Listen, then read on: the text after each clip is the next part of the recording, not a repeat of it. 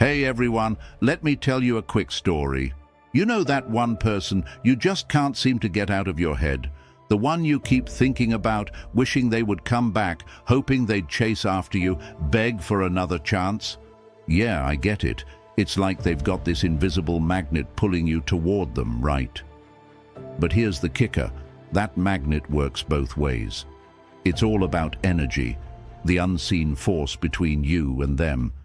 And what most people don't realize is that the way you feel about yourself and about them is the secret weapon to flipping the script. Today, I'm going to walk you through, step by step, how to shift your energy, reset your mindset, and make yourself so magnetic they won't just want you back, they'll need you back. This isn't just some fairy tale nonsense. There's real science, psychology, and even a little philosophy behind it. Point 1. Understand the energy connection. Let me ask you something. Ever notice how people can feel your mood without you saying a single word? Like, when you're nervous or stressed, it's almost like you're wearing a giant sign that says, "Stay away." That's energy. Here's a real-world example. Remember Jim Carrey?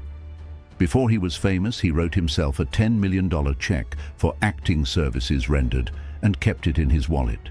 He didn't obsess over it. He just trusted it would happen. His energy shifted from desperation to certainty, and the doors started flying open. Same thing with relationships. When your vibe screams, "I need you to complete me," it actually pushes people away. But when your vibe says, "I'm good either way," you become magnetic. Think of it like trying to hold a beach ball underwater. The harder you push, the stronger it fights back. But if you let go, it naturally floats back to you. That's how energy works. So, how do you change your energy? Start by asking yourself, what would my life feel like if I already had everything I wanted? Feel it. Live in that feeling. That's the beginning of a powerful shift. Point 2. Shift your focus to yourself. Now here's where it gets real interesting. Forget about them for a second. Seriously, when was the last time you did something just for you? Take J.K. Rowling, for example. She wrote Harry Potter while broke, jobless, and raising a kid by herself. She didn't sit around waiting for someone to save her. She chased her passion and built an empire. When you shift the focus back to yourself, when you start doing things that make you happy, something amazing happens. You get your glow back, you hit the gym, you pick up a new hobby, you reconnect with old friends. And guess what? When you're genuinely living and loving your life, people feel that.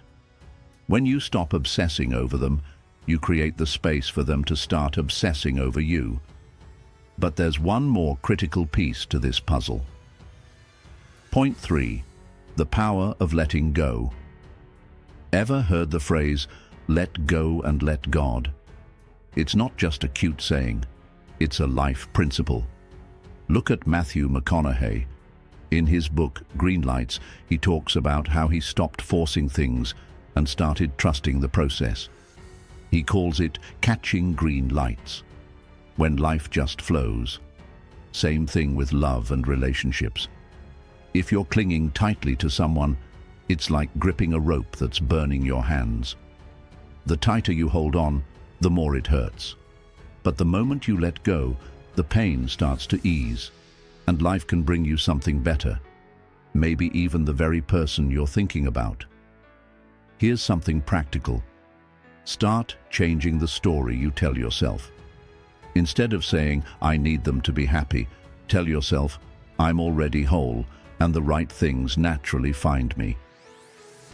This isn't just feel-good talk. It's literally about rewiring your brain to believe in your own worth. And when you step into that kind of power, man, you become irresistible. Point 4. Become irresistible by loving yourself. Let's be real. Self-love isn't just some cute Instagram post with pastel backgrounds. It's about how you see yourself, and how that radiates into the world. Think about it. Have you ever walked into a room and instantly noticed someone who just owned the place? They weren't necessarily the most handsome or smartest, but there was something about them. That something is self-love. Picture this. You're at a coffee shop. One person is sitting confidently relaxed, smiling, enjoying their coffee.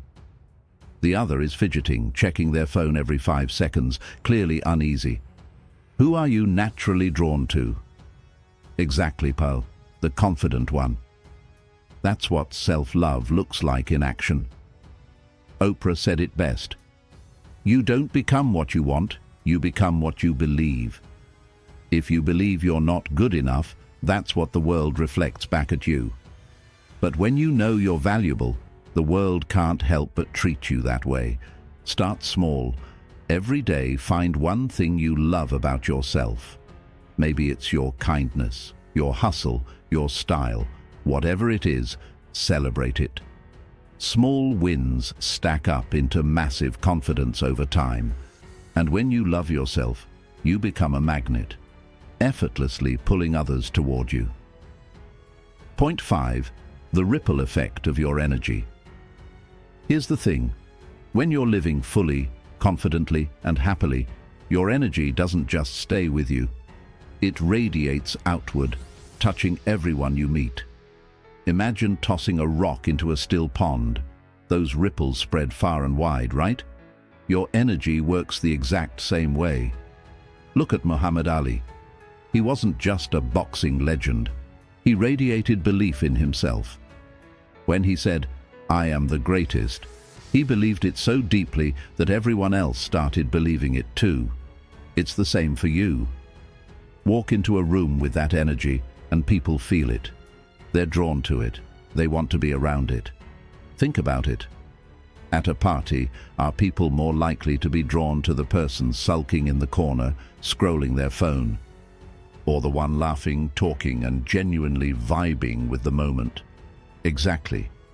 When you shift your energy, people start treating you differently.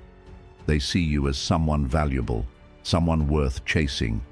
Even that special someone you're thinking about, they'll feel it too. But here's the key. This can't be about getting them back. It's about becoming the kind of person who doesn't need them back, because you're already complete. All right, listen up. If you really want them to come running back to you, stop focusing on them. Focus on you. Become the kind of man who naturally attracts people, not because you're chasing, but because you're standing in your own power. When you stop chasing and start owning who you are, they'll notice, they'll feel it. And trust me, when that happens, they won't just come back. They'll realize they can't afford to lose you again. It's your move now. Stop waiting. Stop wondering. Start building the life that pulls everything you want straight to you. Let's go. The world is waiting for you to rise.